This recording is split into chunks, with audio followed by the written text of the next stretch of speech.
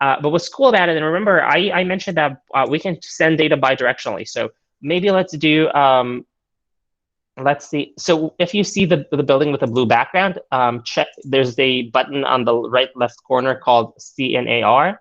Once you and make sure you open this link through your phone, and then that should open.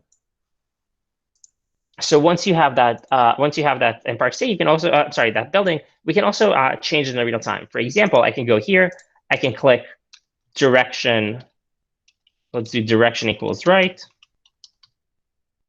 Just add some metadata to the content by just clicking this button, and bam, suddenly we see in real time it starts to animate, it starts to rotate. I can also add things like scale. Let's say I want to scale this up to be twice as big. No worries. All I have to do is add this, bam, suddenly it becomes bigger. And this is another simple example of how you can inject data in real time, continuously add data to the content that you have, the 3D content you have. Now it's like direction and scale. They could be anything. You're only limited by your imagination.